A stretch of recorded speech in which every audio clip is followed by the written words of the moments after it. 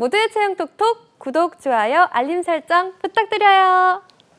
방대한 취업 빅데이터 속에서 핵심 정보 전달해 드리겠습니다. 취업 GPT 시간 더빅스쿨의 이건쌤과 함께합니다. 선생님 안녕하세요. 안녕하세요. 네, 오늘도 이제 취업 GPT 시간 함께 할 텐데요.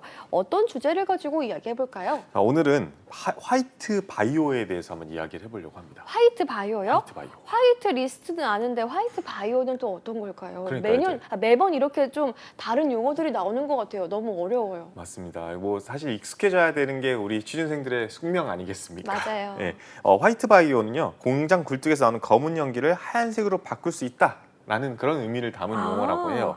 네. 그러니까 이제 옥수수라든지 콩이라든지 사탕수수라든지 이런 재생 가능한 에너지 자원, 생물 자원으로 미생물, 효소 등을 원료로 활용해서 화학 제품 또는 바이오 연료 등으로 활용하는 그런 물질들을 생산해내는 것. 오. 이것을 화이트 바이오라고 하고요. 네. 이거는 이제 결국에는 이제 기존의 석유화학 제품들을 예. 바이오 기반 소재로 대체하는 산업 자체를 지칭한다. 이렇게 아. 생각하시면 좋을 것 같아요. 기존의 석유화학 제품을 대체하는 거라면 또 친환경적인 것과 관련이 크겠네요. 맞습니다. 이게 석유화학 제품과 비교해서 제품을 만들 때 발생하는 이산화탄소 자체가 네. 굉장히 혁신적으로 줄어든다라고 합니다. 오, 혁신적으로까지 줄어든다고요? 네. 근데 뭔가 화이트 바이오라고 한다면은 뭐 핑크 바이오, 그레이 바이오, 블루 바이오, 그린 바이오, 퍼플 바이오, 브라운 바이오, 블랙 바이오 여러 가지 바이오들이 있을까요? 맞습니다. 다른 컬러들이 있을까요? 맞습니다. 이게 어디까지 하시나 궁금하셨죠? 네, 맞습니다. 이거 레인보우 컬러가 다 나올 줄 알았는데 아. 어쨌든 이제 그 레드 바이오라고 일단 있고요. 오. 그리고 또 그린 바이오라고 진짜 있습니다. 진짜 있었어요? 진짜 있습니다. 그런 그래서 것들은 또 어떤 걸까요? 맞습니다. 이 레드 바이오 같은 경우에는 색깔만 들어도 이제 빨간색. 예. 빨간색 하면 떠오르는 게 피 아니겠습니까? 근데 그거 나오면 안 좋은 것 같은데. 그렇죠. 근데 이제 피가 나오는 거를 만드는 건 아니겠죠. 예. 근데 다만 이제 깜짝 놀랐네. 줄기세포라든지 아. 면역세포라든지 이런 것들을 이용해서 세포 치료나 편집 치료 기술이라든지 네. 의학이라든지 약학 쪽을 활용하는 게 이제 레드 바이오 아. 기술이라고 표현하고요. 예. 그린 바이오 같은 경우에는요.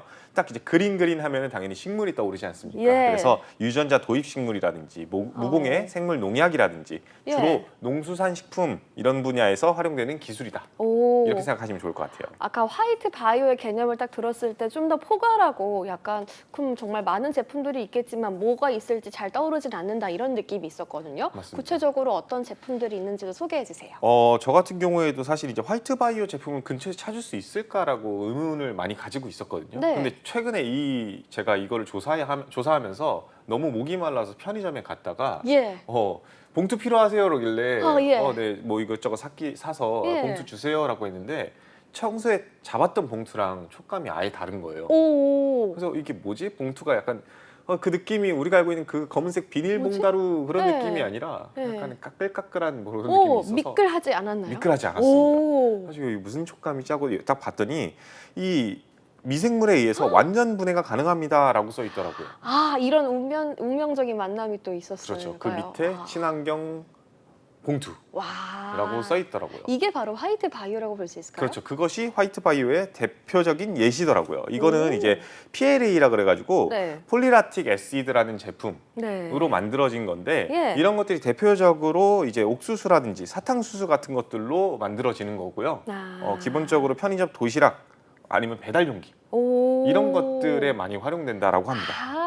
또 배달 용기라고 하니까 또 어떤 건지 알 것 같아요. 저도 많이 시켜 먹거든요. 근데 가끔 가다가 일반 플라스틱 말고 좀 달라 보인다 하는 맞습니다. 것들도 있고 빨대도 종이 빨대 말고 생분해가 되는 옥수수 빨대입니다라고 써 있는 그런 빨대를 본 적이 있습니다. 맞습니다. 예, 그런 것들이 이제 화이트 바이오 제품에 속한다고 보면 되는 거죠. 네, 그렇죠. 어. 이게 사실은 그래서 저도 이제 옥수수라든지 생분해 아니면 사탕수수 이런 것들은 당연히 예. 땅 속에 묻힌다 하더라도 예. 금방 썩을 수 있잖아요. 예. 그런 거에 가장 핵심적인 포인트가 있지 않나 싶습니다. 전에 그 바다에서 거북이가 이렇게 플라스틱 빨대 껴가지고 맞아, 콧구멍에. 아야 하는 그 사진을 워낙 많이 보고 마음 되게 충격 받았어가지고 예, 그런 측면에서는 정말 많은 도움이 될 것 같습니다. 맞습니다. 예. 일단은 이제 플라스틱 자체가 석유랑 천연가스에서 만든다라고 하더라고요. 좀 네. 충격적이게도 예. 예, 석유에 석유에서 뭐 저희 옷도 만들고요, 플라스틱도 만들고 별걸 다 만듭니다. 와. 근데 이제 그러다 보니까 당연히 탄소 배출이 굉장히 많이 일어나고 그쵸. 노출도 굉장히 심하고 네. 폐기물도 굉장히 많이 나오겠죠. 네. 그러니까 이게 실제로 플라스틱 같은 경우에 그냥 땅속에 묻혔을 때 분해되는데 거의 1만 년이 걸린다. 와. 거기 이제 뭐 예를 들어 1만 년이나 걸려요? 거의 그쵸. 이제 너무 많이 걸리는데. 삼중수소에 거의 근접한 예. 그런 느낌이기 때문에 예. 생분해 바이오 플라스틱 같은 경우에도 굉장히 이제 주목을 받을 수밖에 없는 것 같습니다. 이 석유가 많이 배출하는 탄소까지 절감이 된다고 하니까 많은 기업들이 뛰어들어야 될 것 같고 또 앞으로 이쪽으로 나아가야 될 것 같은데 맞습니다. 좀 관련된 움직임이 있을까요? 일단은 이 사업에 뛰어드는 것 자체는 당연히 돈이 돼야지 기업들은 돈 냄새를 맡고 뛰어들지 네. 않겠습니까? 난다 근데 난다. 여러분들이 봤을 때는 어떻게 돈 냄새가 나십니까? 제가 봤을 때는 나야 나거든요. 돼요. 네, 나야 돼요. 시장조사 업체 어드로이트 마켓 리서치에 따르면요, 예. 글로벌 화이트 바이오 시장이요 연평균 성장률이 10.1%라고 해요. 10.1%씩 성장한다고요? 그렇죠. 주식으로 친다 그랬으면은 거의 뭐 우리 입장에서는 떡상한다라고 보통 표현할 정도로 예. 굉장히 가파르게 상승하고 있는데 타야 되겠네요. 2028년에는요 5,609억 달러 규모. 그래서 우리나라 돈으로 치니까 약 745조 정도 되더라고요. 와. 그러니까 지금 이게 한 4년 남았는데 745조가 넘어가는 시장 마켓이면은 예. 굉장히 많은 사람들이 당연히 군침을 흘릴 수밖에 없겠죠. 시장 규모가 점점 더 커지고 지금도 근데 점점 더 커진다는 말씀이시죠? 맞습니다. 아니 근데 이 정도 규모라면 그냥 우리가 아는 그 생분해 플라스틱 빨대와 이 용기로만은 안 될 것 같은데. 맞아요. 그 빨대 팔아가지고 700조는 사실 쉽지 않겠죠. 예, 엄청 그래서 많이 먹어야 될 것 같은데. 화이트 바이오 자체가 바이오 에너지와 화학 제품을 대체할 수 있는 친환경 제품 모두를 의미하는 거기 때문에 이 정도 예. 시장 규모가 형성된다라고 이야기를 해요. 아. 그래서 이제 바이오 플라스틱뿐만 아니라 바이오 에탄올이 포함되는 게 대표적인 예시가 될 것 같은데, 네. 바이오 에탄올 같은 경우에는요 식물에서 추출한 전분을 발효시켜서 만드는 에탄올, 그러니까 기존의 화석 연료와 달리 연소 시에 대기 중에 이산화탄소를 발생시키지 않는 그런 퓨어한 에너지 자원을 이 화이트 바이오를 통해서 만들어낼 수 있다. 연료인 거죠. 그렇죠. 이거 그래서 친환경 먹는 재생에너지. 소주랑 비슷한 거 그런 건 아닌 거죠. 소주랑 비슷한지는 잘 모르겠네요. 이걸 마실 수 있는지까지는 한번 제가 실험해보진 않았기 때문에. 하지만 이제 소주는 불에 붙지 않잖아요. 이거는 불에 붙으니까. 그렇죠. 그러니까 이제 연소를 통해 가지고 예. 대체 에너지로 사용할 수 있다. 대신에 이거를 불에 태웠을 때는 탄소가 배출이 안 된다. 이 개념 때문에 굉장히 또 엄청 주목받고 있다. 이렇게 생각하면 좋을 것 같아요. 우리 취준생분들도 지금 눈을 번쩍 뜨고 집중해서 이 화이트 바이오에 대해서 찾아보셔야 할 것 같습니다. 아무래도 이제 전 세계적으로 친환경 저탄소 움직임이 일어나고 있잖아요.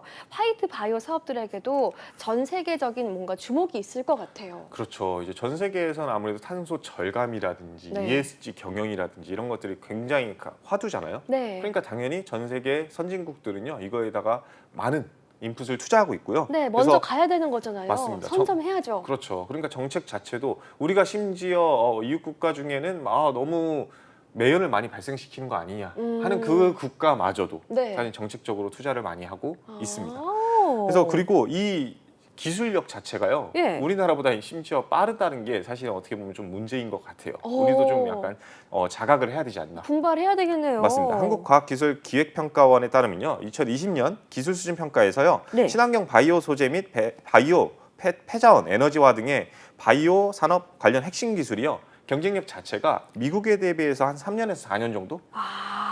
그리고 EU나 일본과도 비교해서 국내 기술도 굉장히 낮은 편이라고 해요. 근데 이게 뭐 여러분들이 어떻게 느껴질지 모르겠는데 100으로 네. 친다면요, 한 78%에서 85% 정도. 아. 그러니까 약간 반에서 한 100명 있는 반에서 앞에서 1등, 2등 하는 애들이랑 격차가 이제 우리는 한 20등, 30등 정도? 좀 슬퍼요. 꽤 많이 벌어졌네요. 그렇죠. 갈 길이 먼 것 같아요. 맞습니다. 빨리 따라잡아야 되는 것 같은데 우리 좀 투자도 많이 하고 좀 육성도 하고 해야 되는 거 아닐까요? 그렇죠. 그러다 보니까 우리 정부도 이제 이거의 사태의 심각성을 인지하고 있기 때문에 2022년 12월에 따끈따끈하게 화이트 바이오 산업 활성화 전략 같은 것들을 발표하고 지원 방안도 굉장히 많은 다각도로 모색하고 있다라고 합니다. 근데 한 가지 의문이 드는 게 만약에 이렇게 화이트 바이오 사업을 밀어주고 적극 장려하고 추진해야 되는 건 맞지만 한편으로는 이 석유화학 제품을 다루는 기업들의 반대라고 해야 될까요? 약간 입김도 작용할 것 같아요.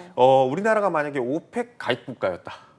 라고 예. 한다면은 약간은 좀 큰일 멀리 날것 보지 않을까 싶긴 해요. 아, 근데 우리나라에 석유가 있습니까? 셰일가스 팝니까? 없어요. 없잖아요. 예. 우리나라에 있는 정유 회사들은 분명히 정유 회사는 맞지만 그 정유 회사들 같은 경우에는 원유 수입하는 거에 의존할 수밖에 없지 않습니까? 네. 그러다 보니까 경기 악화라든지 전쟁이라든지 변동성이 더 심하다고 판단하고 있다라고 합니다. 아. 그러니까 뭐 예를 들면 지금 같은 셰일가스라든지 이런 거 예. 아니면은 지금 미국에서는 굉장히 가격을 낮추려고 하는데 예. 오펙에서는 올릴 건데 약간 이렇게 한다든지 아이고. 아니면 또 우크라이나 러시아 전쟁에 따라서 천연가스 공급 안 할 거야라고 해가지고 또 아이고. 가격이 또 올라 버리면은 우리는 정제해서 뭐 먹고 사나 아. 이런 또 고민들이 굉장히 많기 때문에 네. 이 바이오 연료 확보 자체는요 네. 어떻게 보면은 이 석유 화학사들 입장에서는요 예.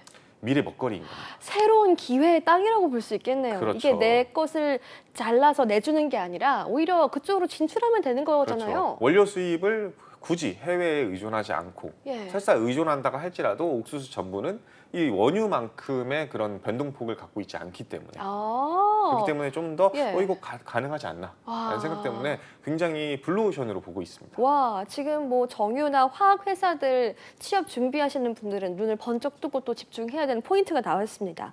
우리나라 석유 화학 기업들도 이 화이트 바이오 산업에 많이 참여하고 있을까요? 네, 맞습니다. 지금 현재 대표적인 기업들을 좀 소개를 하면요. 우리 현대 오일뱅크 같은 경우는요. 충남 대산 공장에다가 네. 13만 톤 규모의 바이오 디젤 공장을 건설 중이라고 해요. 오. 이 바이오 디젤 같은 경우는요. 식물성, 동물성 기름을 추출하는 건데요. 경유와 비슷한 물질로 추출이 가능해서 네. 경유를 자체를 대신하거나 어. 아니면은 심지어 이 유사 기름이 아닙니다. 오. 경유랑 섞어서 정말요? 네, 이거 섞어서 나쁜 써도 거 아닌 거죠? 나쁜 거 아니고 섞으면 원래 다 나쁜 거라고 그렇죠. 했는데. 보통은 이제 그 주유소에서 예. 안 하고 뭐 길거리에서 예. 유사석유 이렇게 해가지고 예. 유사기름 파는 거 이거는 불법인데 이거는 가능하다고 합니다. 아. 그래서 우리가 진짜 조만간에 디젤 차에 이 바이오 디젤. 디젤을 예. 넣지 않을까. 그래서 와. 오는 2030년까지요 100만 톤에 이르는 바이오 생태계 구축이 목표라고 합니다. 와. 굉장히 규모가 크죠. 네. 그리고 GS 칼텍스도 대표적인 또 화학 예. 기업 아니겠습니까? 네, 정유 사업 하시죠. 네, 예. 그래서 최근 화이트 바이오 제품인